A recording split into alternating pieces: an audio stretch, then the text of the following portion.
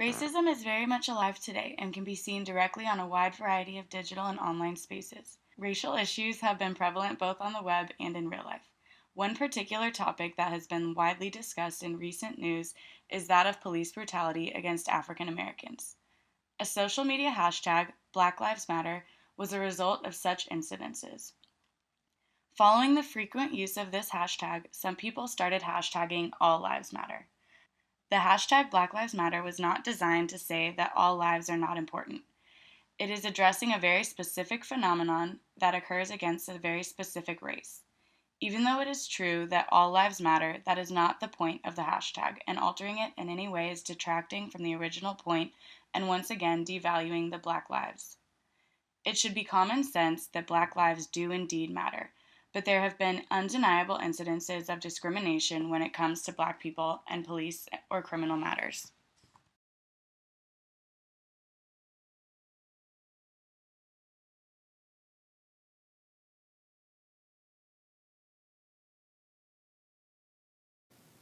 As a liberal, I am often asked, why is there even a hashtag on Twitter called Black Lives Matter? Don't all lives matter?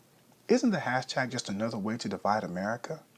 Wouldn't the blacks be offended if I used the hashtag White Lives Matter? Signed, bunch of people on Twitter.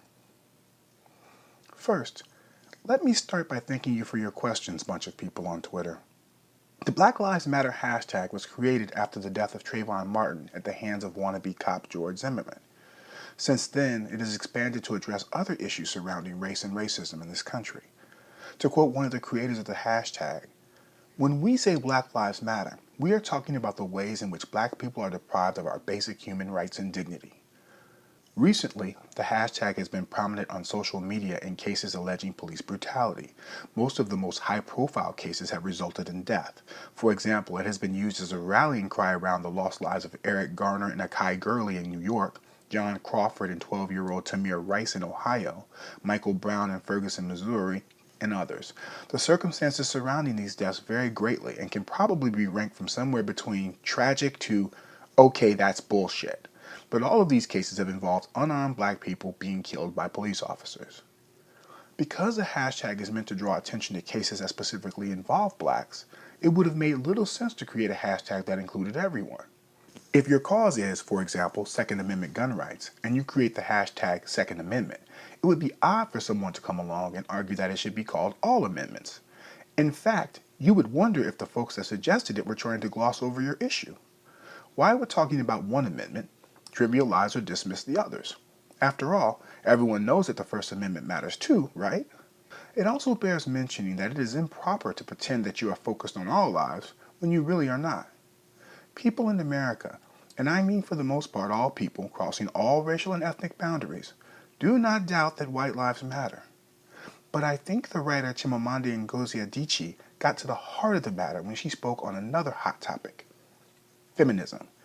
She said that she is asked, why the word feminist? Why not just say you are a believer in human rights or something like that? Her response?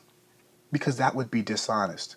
Feminism is, of course, part of human rights in general, but to choose to use the vague expression human rights is to deny the specific and particular problem of gender. It would be a way of pretending that it was not women who have, for centuries, been excluded. It would be a way of denying that the problem of gender targets women. This argument applies well to the hashtag Black Lives Matter. Race is central to the issues that it wishes to address. It is not an argument that other lives don't matter, but that black lives matter too. Our goal is to make a video which clearly demonstrates racial issues pertaining specifically to police brutality by stitching together YouTube videos, images, and screenshots. Then we will discuss activist movements that originated online following such incidences and social media activity that took place. By the end of the video, we would like to portray the web as a powerful tool to fight against ignorance and intolerance. We are intending to draw attention to the severe imbalances that exist within our society and culture, give examples of social and racial injustice, and explain why it is not beneficial to anybody. Encourage people to take advantage of the web and its ability to bring people together to rise to action. Persuade people to care about social injustice even if it doesn't affect them directly. With the world's current rise in digital culture, it is important that people start critically thinking about the way that we use technology. Rather than using the web for simply entertainment purposes, people should use it as a tool for further enlightenment of all beings. It is proven that division and discrimination is harmful to human beings, and outdated ideas of separation need to be thrown out. The web is a direct reflection of society's behavior is a great place to start. When discussing matters of race, people can often brush it off if their own race is not the one in question. However, what affects one affects all.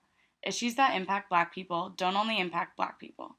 In the world, one act of hate can snowball into thousands, and people should strive for not just tolerance, but celebration of people of all races and backgrounds. Throughout this semester, we have discussed how we shape technology and technology shapes us. Our point is that the web has the power to shape us for the better. As demonstrated in the article we read about social movements in Egypt, successful revolutions have the power to begin online. In the article, it was stated that people from all conditions, including the urban poor, religious minorities, and a large portion of women, came to have their voices be heard. For this moment in time, there was no discrimination amongst one another, and everyone from different backgrounds came together to fight for the same cause. None of these events could have been nearly as successful without the presence of social media. These online spaces allowed people from near and far to find others with the same mission and collaborate on an equal level.